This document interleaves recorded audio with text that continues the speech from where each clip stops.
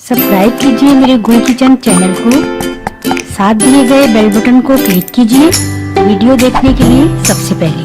बिस्मिल्लाहिर्रहमानिर्रहीम, अस्सलाम वालेकुम। गुल किचन में आज हम बनाने लगे हैं आलू मटर की टिक्की, जो कि बहुत ही इजी है और बहुत आराम से, बहुत इजी से बन जाएगी। बहुत कम चीज़ों के साथ ही हमने इसको तैयार करना है, जो कि आराम से हमें अवेलेबल होती हैं किचन में। इसके लिए हमने क्या क्या चीज़ें लेनी है ये देखिए। अच्छा, आलू हमने लेने हैं 250 ग्राम।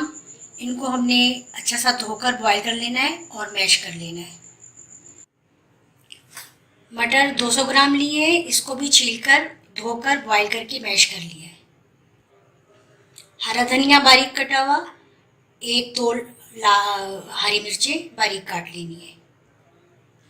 कुटा हुआ साबुत धनिया 1 टीस्पून, कुटा हुआ जीरा वाइट 1 टीस्पून, काली मिर्च कुटी हुई भी ले सकते हैं और पाउडर भी ले सकते हैं 1 टीस्पून, और नमक हमने अपने टेस्ट के मुताबिक रखना है। फ्राई करने के लिए ऑयल। अब चूंकि हमने आलू की टिक्कियाँ बनानी है हाथों से, और ये बनती ही हाथों से, अब मैं इसको चम्मच से या किसी और चीज़ से तो नहीं बना सकती, इसलिए सबसे पहले हमने अपने हैंड वॉश करने हैं अच्छी तरह से।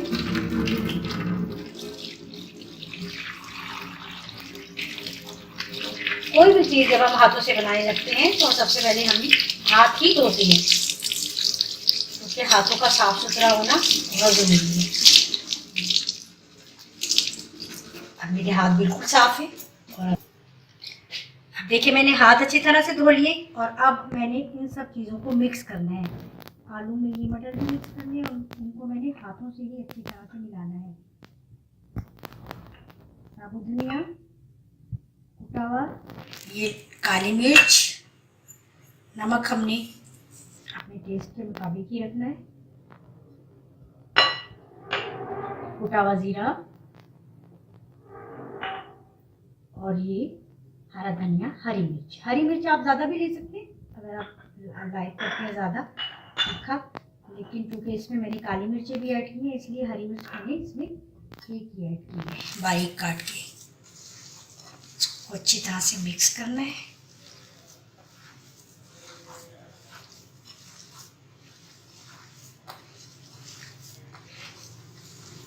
बहुत इजी है ये। आप अफ्तार के टाइम दस्तरखान पर अपनी पकोड़े समोसे तो खैर बहुत ही ज़रूरी होते हैं, हर दस्तरखान की रौनक होते हैं, और रोज़ाना ही तकरीबन पकोड़े तो ज़रूरी बनाए जाते हैं।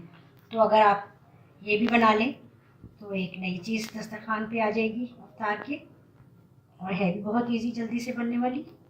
चलिए, ये सब मिक्स हो गया, अब हम इसकी टिक्कियाँ बनाएंगे। अच्छा, अब ये देखें, हमने ऐसे लेना है, ये बॉल बनाना है इसको।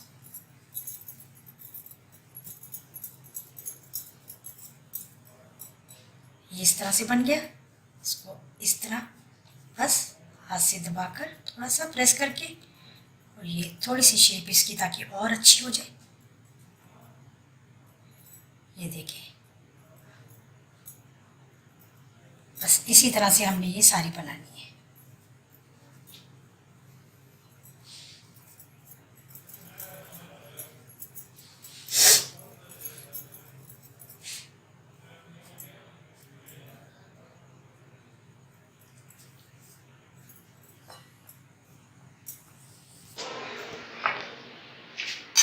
अच्छा, अब हमने ये ना बहुत ज़्यादा डीप फ्राई नहीं करनी, बल्कि थोड़ा थोड़ा सा ऑयल डालना है इसमें। ये मैंने बना कर रख दी थी, तकरीबन 15-20 मिनट रखी रही है।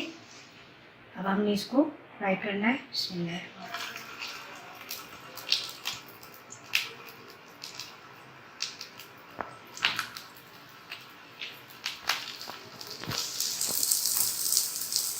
एक टाइम में बस जितना बड़ा पैन है आप उसके मुताबिक ही थोड़ा थोड़ा सा ऑयल, इसमें कम ऑयल में हमने इनको फ्राई करना है, बहुत ज़्यादा ऑयल नहीं डालना।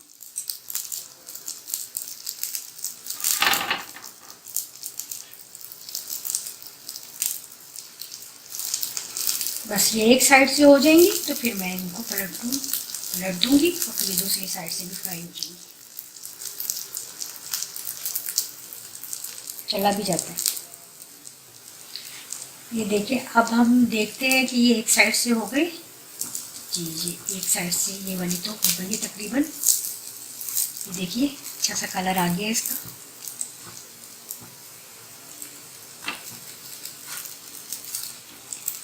ये अभी नहीं हुई, इसको रहने देते हैं। ये हो गई है, इसको भी थोड़ा ऑयल भी डालते हैं।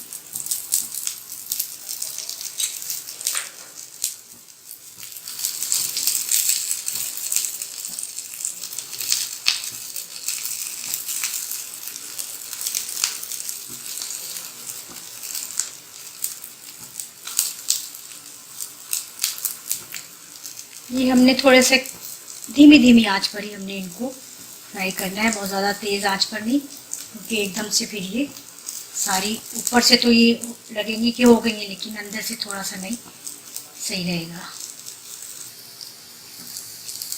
अच्छा, ये जो है हमारी टिक्कियाँ बिल्कुल अच्छी सी हो गई हैं दोनों साइड से। ये दो मैंने और ऐड की थी इसमें, तो ये थोड़ी सी अभी रहती हैं। चलिए, ये जितनी हो गई ये तो मैं निकालती हूँ प्लेट में, और बाकी भी ये हो जाएंगी।